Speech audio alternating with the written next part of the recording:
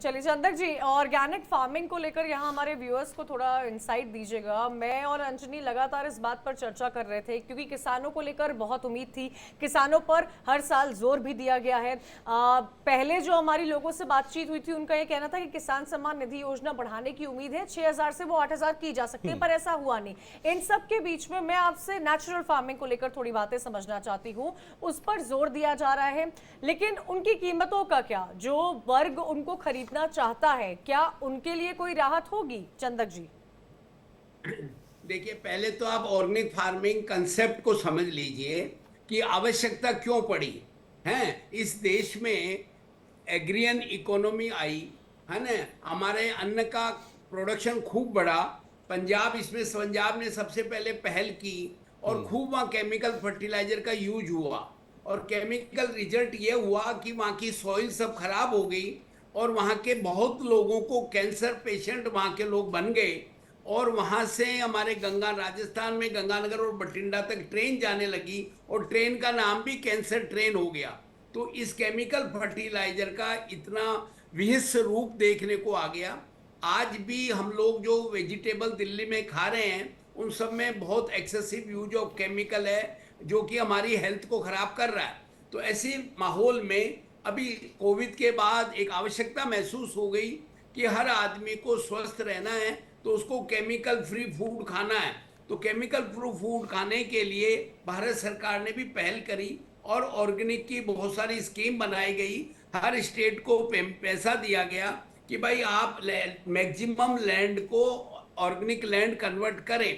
Organic land convert करने का process 3 साल का प्रोसेस होता है और उसके लिए एजेंसियां अपॉइंट की जाती है, और वो एजेंसी फार्मर के साथ मिलके फार्मर का पूरा रिकॉर्ड समझ के, उसका खसरा कतौरी समझ के, उसको फार्मर को ट्रेंड किया जाता है कि वो केमिकल फर्टिलाइजर यूज न करे और उसके रिप्लेसमेंट में वो फार्म वेस्ट, जीवामृत, अमृत, काओ यूरिन, काओ डंग, इन सब चीज़ों से यूज करके अपने क्रॉप को जो न्यूट्रिशन चाहिए वो न्यूट्रिशन अपनी क्रॉप को देवे। तो इस दिशा में काफ़ी काम पिछले समय से हो रहा है, और अभी जो भारत सरकार ने जो पहल की है नेचुरल फार्मिंग की, इससे इस दिशा में और गति आएगी और हम अधिक से अधिक इस काम को करेंगे।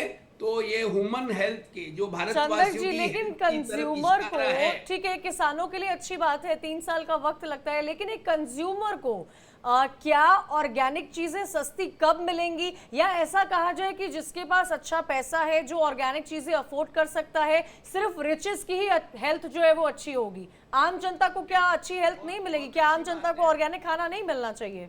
देखिए, आज की तारीख में ऑर्गेनिक चीज सस्ती नहीं है। ऑर्गेनिक का प्रोडक्ट 15 से 20% मार्केट में महंगा है आज की तारीख में, लेकिन आने वाले समय में ये भी गैप कम हो जाएगा। बट आज हर कॉमन आदमी अपनी हेल्थ के लिए 10 से 15% एक्स्ट्रा खर्च करने के लिए तैयार है, और आने वाले समय में ये गैप और कम हो जाएगा। तो फिर ऐसी कोई बात नहीं है, और ये विलिंगली सब सर, लोग ये तो करना ऑर्गेनिक चाहिए। खेती की बात हुई। किसानों की आय को दुगना करने के लिए इस बजट में हालांकि बजट बढ़ाया गया, और क्या आपने देखा कि किस तरीके से आय देखिए, को दुगना किसानों किया की जाएगा? आय बढ़ाने के लिए देखिए पोस्ट हार्वेस्ट, हमारे यहाँ किसान जितना प्रोडक्शन करता है हाँ। उसमें से कई बार बहुत सारा एक्सेस क्रॉप होने से वेस्टेज हो जाता है। तो उसके लिए पोस्ट हार्वेस्ट मैनेजमेंट के लिए काफी काम हुआ है। आत्मनिर्भर, अपने यहाँ ऑयल सीड के प्रोडक्शन बढ़ाने के लिए काफी काम हुआ है पूरा। आज इससे हमारा इंपोर्ट कम होगा। ऑयल सीड पे जो गवर्नमेंट ने मिशन किया है, आज डेयरी डेवलपमेंट में राष्ट्रीय गोकुल मिशन लगाया गया है, ताकि हमारा मिल्क का production, already we are number 1 in the country world. महिलाओं को लेकर जो बातें की जा रही थी, प्रधानमंत्री मोदी का लगातार ये कोशिश रहती है कि महिला को सशक्तिकरण किया जाए, उनकी भागीदारी हर क्षेत्र में बढ़ाई जाए। तो इस बजट से इन महिलाओं के लिए आप क्या देख पा रहे हैं? देखिए, अच्छी बात है, महिलाओं ने भी बहुत अच्छा रिएक्शन दिया है। हाँ। और वर्किंग वुमेन के लिए जो हॉस्टल बनाने की योजना दी है वो एक बहुत अच्छी है। इससे ज्यादा से ज्यादा महिलाएं काम करने के लिए रुचि बनाएगी, और स्किलिंग में भी वुमेन स्पेसिफिक स्किलिंग के प्रोग्राम दिए हैं अच्छा। ताकि और अधिक से अधिक महिलाएं इस क्षेत्र में आ सके। वैसे टोटल स्किल डेवलपमेंट पे भी काफी बजट पे फोकस डाला गया है, ताकि मतलब 20 लाख यूथ जो हैं नए स्किल की ट्रेनिंग ले लें 5 साल के अंदर, और बड़े स्किलिंग के सेंटर बन जाएं, और इस तरह से करके एजुकेशन लोन की अच्छी बात कही गई। एक आप देखे जाएंगे कि ये पूर्वोदय की तरफ भी बहुत फोकस डाला गया। हाँ। बिहार, झारखंड, आपका बंगाल, उड़ीसा, आंध्र प्रदेश। उड़ीसा, आंध्र प्रदेश, इन सब की तरफ भी फोकस डाला गया है। जी। बाकी तो देखिए, और इन्होंने और काफी अच्छी अच्छी बातें कही है कि वेजिटेबल प्रोडक्ट, अब आज सब्जियों के लिए भी इन्होंने वेजिटेबल प्रोडक्ट के क्लस्टर बनाने की बात कही है। हाँ। अपने फार्मर्स के लिए एफपीओ, फार्मर प्रोड्यूसर ऑर्गेनाइजेशन बनाने की बात कही है। हाँ। यानी आप देखेंगे कुल मिला के कोई भी एरिया ऐसा नहीं है जिसको इन्होंने छोड़ा हो। हाँ। क्यों, आज एमएसएमई के लिए भी काफी उन्होंने चिंता व्यक्त की है कि एमएसएमई हमारा ठीक होना चाहिए। हाँ। इंडस्ट्रियल पार्क बनने चाहिए 500 सर, एक चीज था कि रोजगार को लेके जो उम्मीद की रोजगार कम हो रहे, चर्चा में भी बात सामने आई कि 35 से 40 साल की उम्र के करीब करीब हमारी 50% आबादी है युवाओं की। अब उनमें से भी 50% स्किल्ड नहीं है, तो स्किल अब हमको युवाओं को करना होगा, इसको लेकर भी कुछ खास ध्यान रखा गया। देखिए, जो ये जरूर है, ये आज देश की बहुत बड़ी समस्या थी।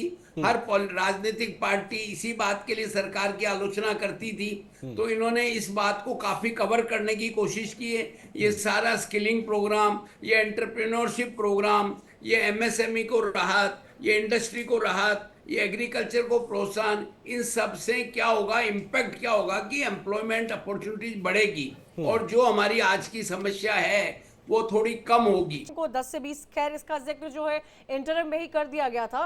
रूरल डेवलपमेंट की अगर बात की जाए, क्योंकि हम एग्रीकल्चर की बात कर रहे थे, 2.66 लाख करोड़ बजट अलॉट किया गया है रूरल डेवलपमेंट पे, इसको आप किस तरह देख रहे हैं?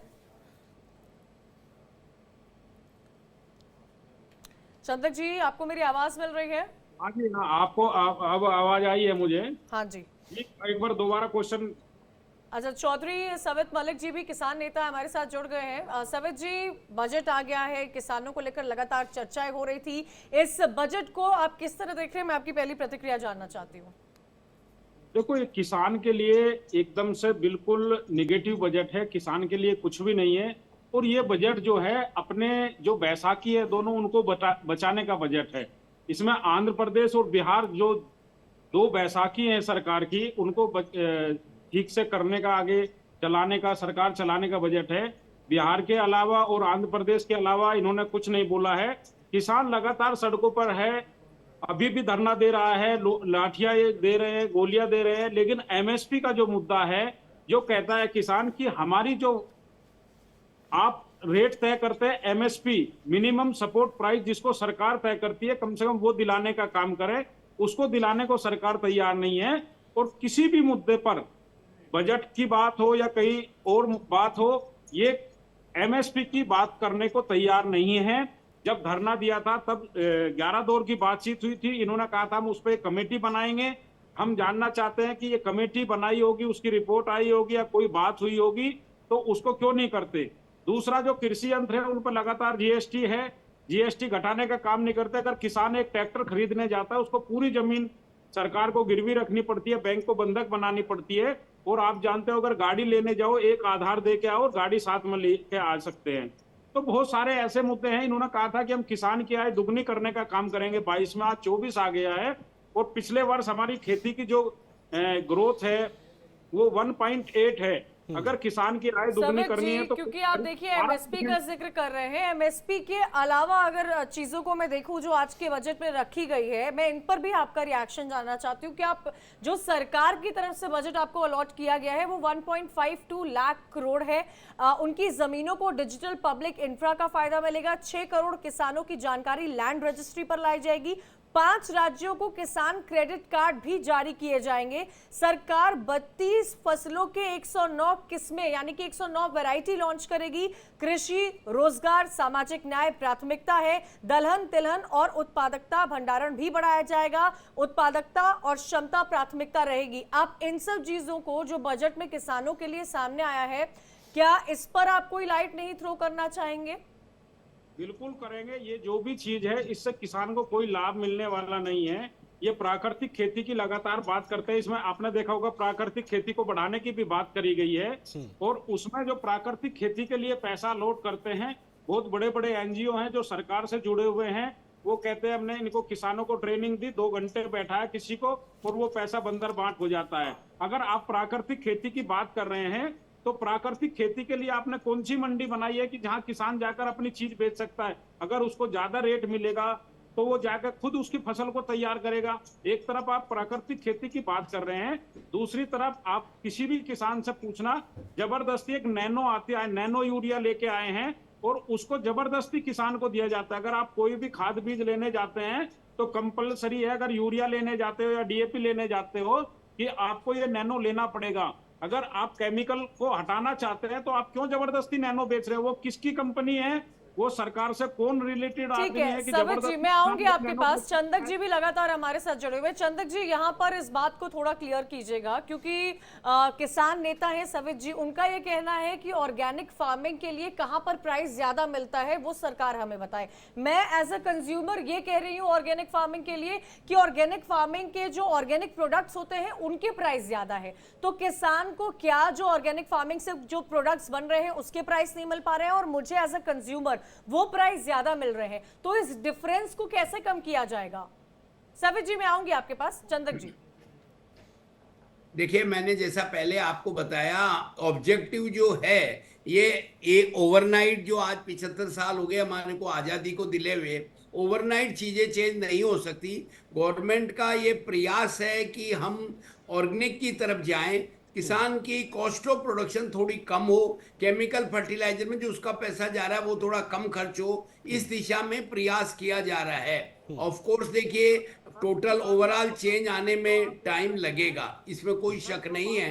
ओवरनाइट कोई चीजें चेंज नहीं हो सकती है, बट हम कराना चाहते हैं तो डायरेक्शन जबरदस्ती ठीक है। केमिकल क्यों दे रहे हैं? सर, जो आप कह रहे हैं वही बात मैं कह रहा हूं। अगर प्राकृतिक खेती कराना चाहते तो जबरदस्ती किसानों को नैनो यूरिया के रूप में केमिकल क्यों दिया जा रहा है? ठीक है किसकी सभी जी, ये कंपनी है नैनो वो? यूरिया की बात कर रहे हैं कि अगर आप कोई भी खाद खरीदने जाओ तो कहते हैं नैनो यूरिया खरीदो तभी मिलेगा। ये एक इनकी एक चिंता है कि अगर आप चाहते हो कि आप ऑर्गेनिक खेती करो तो फिर नैनो यूरिया क्यों दे रहे हो? ये किसान नेता इनकी चिंता है। चंदक सर। हाँ जी, हाँ जी जी, किसान देखिए, नेता है। ये देखिए, सारी बात है अल्टीमेटली, कोई भी सरकार हो, वर्तमान सरकार हो, हमें किसानों के हितों का ध्यान रखना है और यही कोशिश रहनी चाहिए, क्योंकि किसान हमारा अन्नदाता है। तो इसमें कोई जोर जबरदस्ती कहीं कहीं भी कोई बात चलेगी नहीं। हमें बात वही करनी पड़ेगी जिसमें हमारे किसान भाइयों का फायदा हो, हाँ। किसी भी तरह से उनका जीवन यापन, जीवन स्तर बढ़े, उनकी इनकम बढ़े, उनको हम डाइवर्ट करें, वो अनाज और गेहूं उगाने की जगह उनको हम हॉर्टिकल्चर क्रॉप पे ले जाएं, हाँ। उनको फूड प्रोसेसिंग सर पे दो ले तीन जाएं, चीजें थी, जैसा कि उनको मैं भी किसानों के बीच गया था और चौधरी साहब भी हैं सर, वो ये कह रहे थे कि जो कृषि यंत्र है, कृषि यंत्र पे जीएसटी ज्यादा लग रही है, जैसा कि अभी सभी साहब बता रहे थे।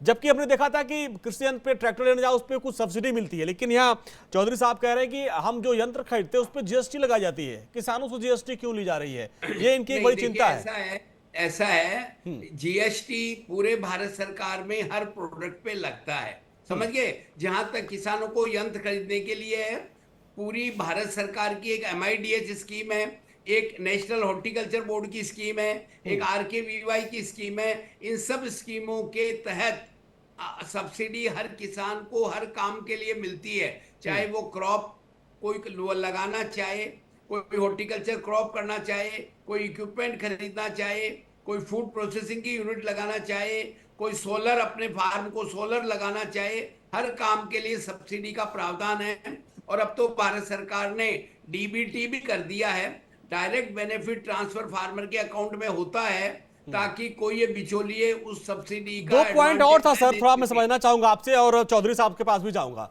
जो मैं बात किया था वो चाह रहे थे कि जो किसान सम्मान निधि योजना है उसको बढ़ाया जाए, और दूसरा MSME को जो MSP को लेकर जो चिंता, जैसा कि चौधरी साहब भी बोल रहे थे कि MSP को लेकर सरकारें सिर्फ मीटिंग करती रही लेकिन उनका लाभ उनको नहीं मिलेगा।